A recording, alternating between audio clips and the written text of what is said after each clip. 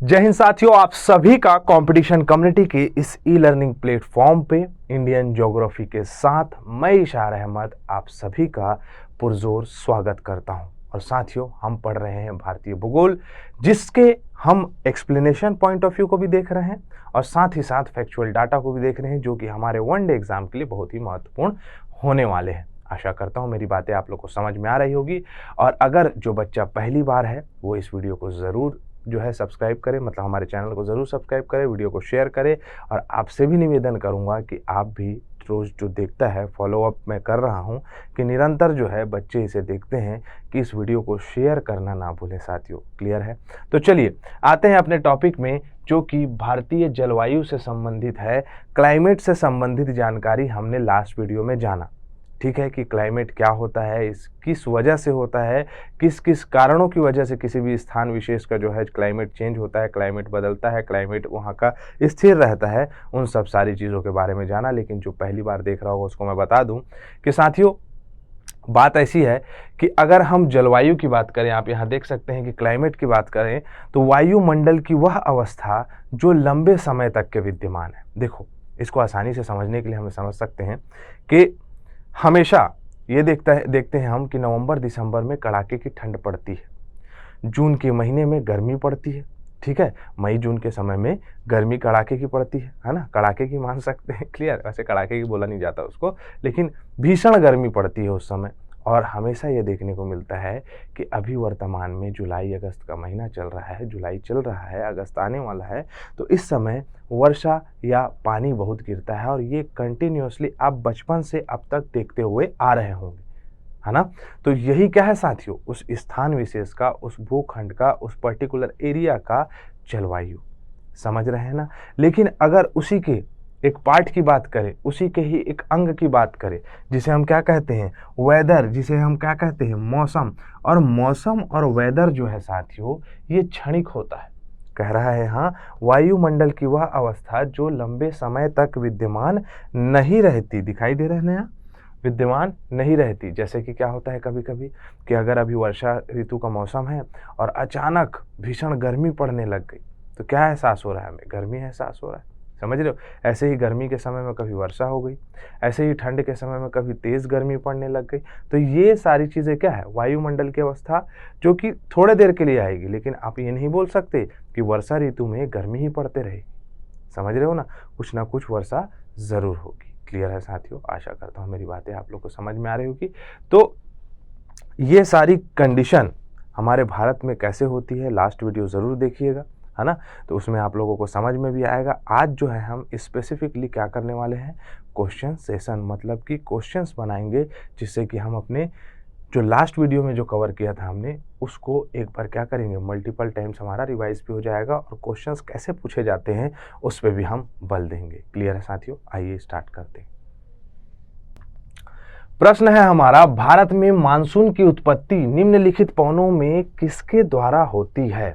देखो, last video में मैंने बताया था, पहले समझेंगे फिर ऑप्शन लगा लेंगे। देखो भाई, समझने वाली बात यह है कि ये है हमारा अर्थ। क्या है ये? हमारा अर्थ मानते पृथ्वी। और ये है सूर्य की स्थिति। मैंने बताया था कि तापमान की वजह से वायु क्या होती है, प्रवाह होती है। तापमान की वजह से वायु प्रवाह कैसे होती है, तो हाई प्रेशर से लो प्रेशर की ओर क्या जाती है, पवने जाती है, आगे बढ़ती है। लो प्रेशर कहाँ बनेगा? लो प्रेशर बनेगा जहाँ पर टेम्परेचर हाई होगा, और जहाँ पर आपका टेम्परेचर कम होगा वहाँ क्या होगा, हाई प्रेशर बनेगा। अब ये समझाने का कारण क्या था कि जून माह में, ठीक है, जून माह में सूर्य की किरणें कर्क रेखा पे लंबवत पड़ती है। ये हो गया हमारा 23.5 डिग्री, क्या हो गया, कर्क रेखा। और हमारा भारत बिल्कुल कर्क रेखा के बीचों बीच से गुजरता है, मतलब कर्क रेखा हमारे भारत के बीचों बीच से गुजरती है।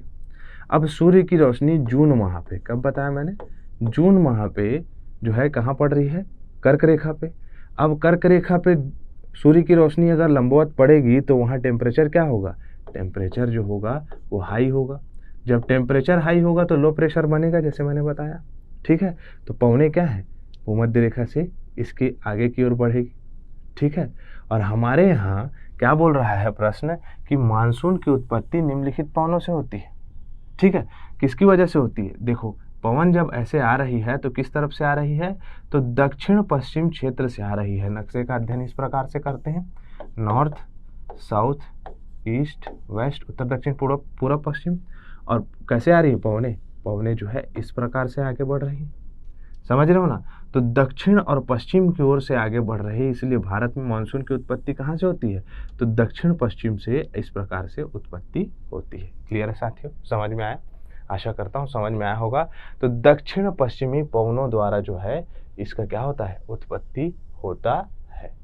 क्लियर है? क्लियर है? समझ में आया? आगे बढ़ूं? चलो आ जाओ।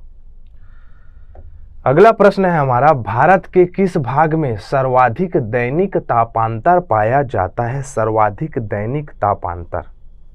पहली बात तो इस शब्द का हमें क्या करना है? संधि विच्छेद कर लेना है। क्या बोल रहे हैं? दैनिक तापांतर।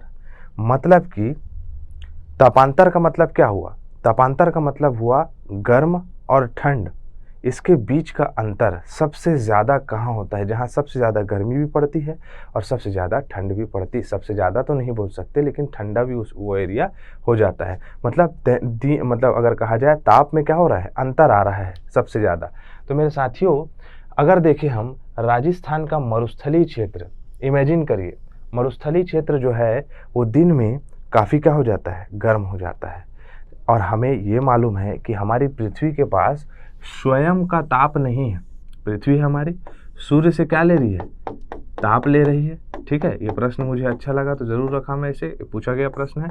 अगर देखें तो सूर्य, अगर पृथ्वी का अगर देखें ताप, तो ये स्वयं का ताप नहीं है इसके पास। सूर्य के ताप के द्वारा ही जो है ये अपना ताप प्राप्त करती है। स्वयं की इसमें ऊष्मा नहीं है। अगर हमारे पृथ्वी में कहा जाए तो स्वयं की ऊष्मा इसमें नहीं है। ठीक है, स्वयं की ऊष्मा इसमें नहीं पाई जाती। तो क्या होगा आपका? राजस्थान का मरुस्थलीय क्षेत्र, जहाँ रेत जहाँ दिखेंगे वहाँ क्या हो जाएगा? आपका दैनिक तापांतर पाया जाएगा। क्लियर है? आगे बढ़े, चलो। अगला प्रश्न है, तमिलनाडु में मानसून के सामान्य महीने कौन से हैं? देखो साथियों, इसके बारे में मैंने लास्ट वीडियो पे चर्चा किया था, लेकिन अब आपको बताता हूँ। हमने ये जान लिया कि किस प्रकार से दक्षिणी पश्चिमी मानसून इंटर करता है ना? अब देखो, अगर मैं भारत का इस प्रकार से यही मैप बना लेते हैं छोटा सा। ठीक है, ये क्या हो गया भाई? चलो आ जाओ। इस प्रकार से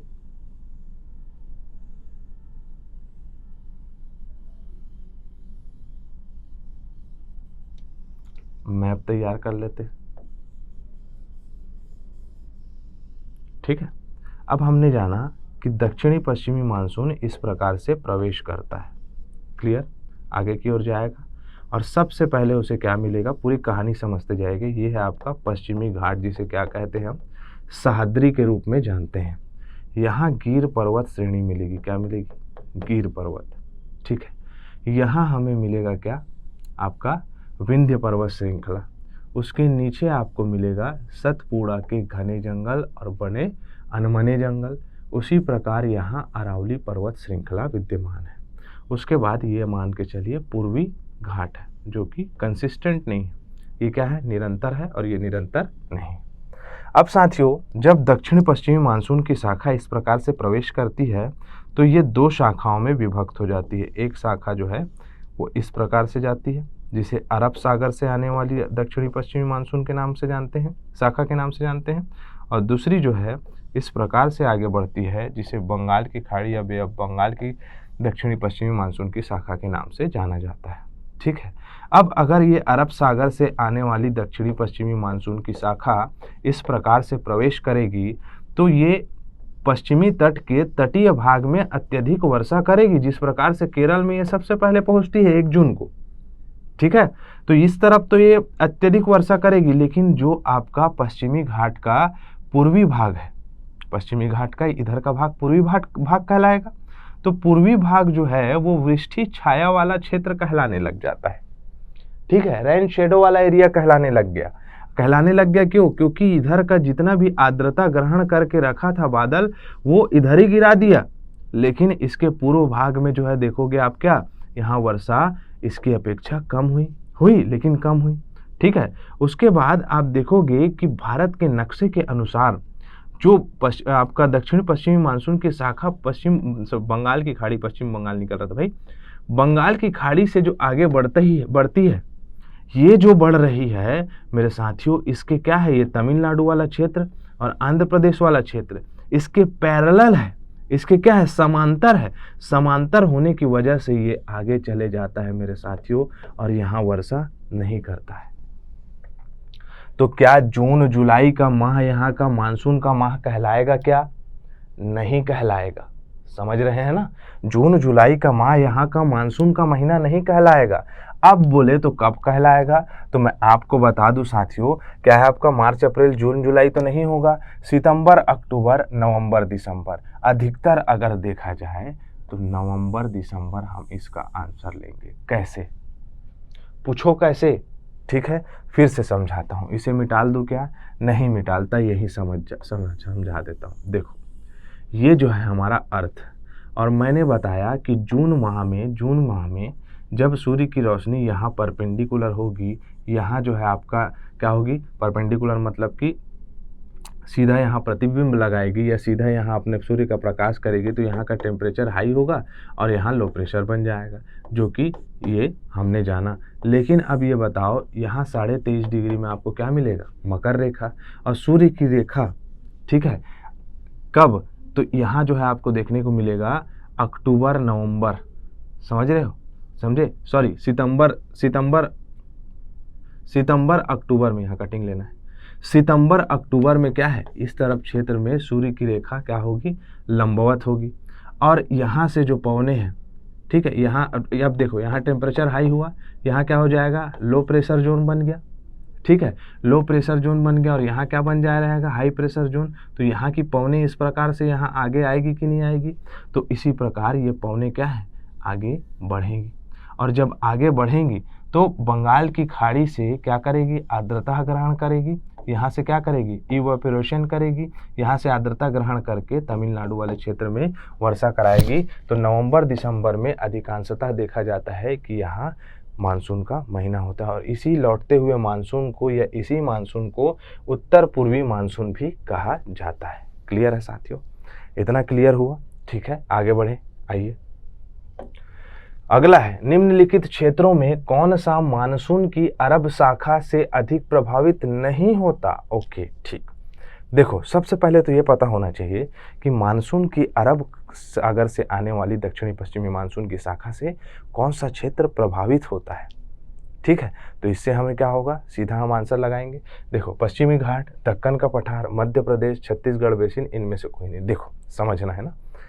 आओ, वनडे एग्जाम में पूछा गया प्रश्न है। ठीक है, और ये माइक मेरे को बहुत परेशान कर रहा है, इतना परेशान कर रहा है, लेकिन मैंने आपको सूत्र बताया था कि अगर सफलता प्राप्त करना है तो एक ही रूल।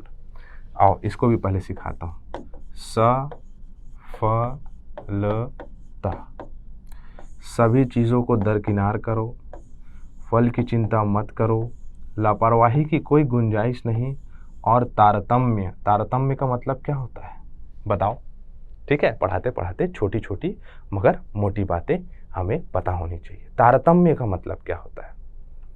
जिस प्रकार कोई गायक, हर गायक, आजकल वो रैप वाला भी आता नहीं है, हस्ती का बस्ती और बहुत सारा भाई ऐसे चलते रहता है, हम आसपास गुजरते हैं तो सुन लेते हैं, ऐसा सुनने के लिए नहीं बैठते हैं, लेकिन सुनाई दे जाता है। तो म्यूजिक के साथ जिस प्रकार से सिंगर, समझ रहे हैं ना, तारतम्य स्थापित करता है कि उसको पता होता है कि हाँ, अब ये शब्द बोलूँगा तो वो ये बीट मारेगा, समझे? एक गाना सुन के देखना, जिस प्रकार वो तारतम्य स्थापित करता है। और ये तारतम्य के उदाहरण क्यों दे रहा हूँ कि हमारा छात्र जीवन सबसे कठिन होता है, समझ रहे हो?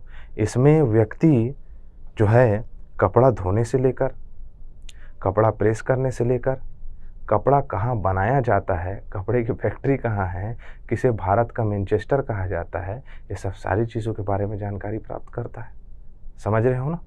तो ये जीवन दिनचर्या में ये उच्चावच आएंगे, लेकिन हमें क्या नहीं छोड़ना है, हमें अपना तारतम्य बनाए रखना है, अपनी कंसिस्टेंसी मेंटेन करनी है। क्लियर है।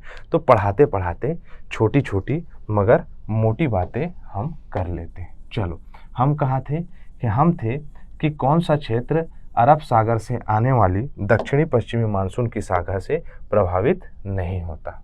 ठीक है, चलो आओ देखो मेरे साथियों, जैसे कि ये हो गया हमारा भारत। बोले सर बार बार आप मैप बनाते हो, तो मैप जितना बनाओगे मेरे साथियों उतना आप लोग परिपक्व होते जाओगे भारतीय भूगोल में। अगर मैप नहीं बनाओगे तो भारत माता की जय।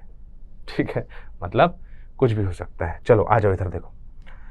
अब दक्षिणी पश्चिमी मानसून की शाखा पिछली कक्षा में हमने पढ़ी थी, ये हो गया पश्चिमी घाट, सह्याद्री कहा जाता है जिसे, ये गिर पर्वत श्रेणी, ये विंध्याचल पर्वत श्रृंखला, ये हो गया सतपुड़ा के घने जंगल, बड़े अनमने जंगल, ये अरावली पर्वत श्रृंखला, ये पूर्वी घाट, पश्चिमी घाट।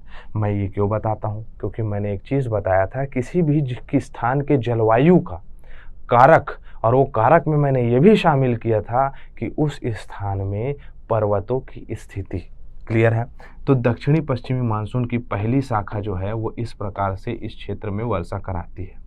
दूसरी शाखा प्रवेश करती है कहाँ, मध्य भारत के, आपका ये मैकल रेंज है, मैकल रेंज काफ़ी बड़ा है, तो यहाँ वर्षा कराएगी। तीसरी शाखा उत्तर की ओर आगे बढ़ेगी, और मात्र देखा जाए तो ये क्षेत्र जो है सिर्फ और सिर्फ प्रभावित होता है, अगर देखा जाए तो। क्लियर है, यहाँ तक के भी ले सकते हैं, इसे हम इस प्रकार से बना सकते हैं। मतलब ये क्षेत्र अगर हम इसको इस प्रकार से गोद दें तो ये क्षेत्र क्या है, दक्षिणी पश्चिमी मानसून के अरब सागर की शाखा से प्रभावित होता है, जो कि 3 शाखाओं में विभक्त होता है। एक केरल तट पे, पश्चिमी घाट पे, एक मध्य प्रदेश वाले क्षेत्र में, और ऊपर उत्तराखंड तक के बहते हुए जाता है। ठीक है, तो देखो प्रभावित कौन कौन किया, मध्य प्रदेश किया, ये तो हो नहीं सकता। क्यों, क्योंकि क्या पूछ रहा है, प्रभावित नहीं होता, मध्य प्रदेश होता है।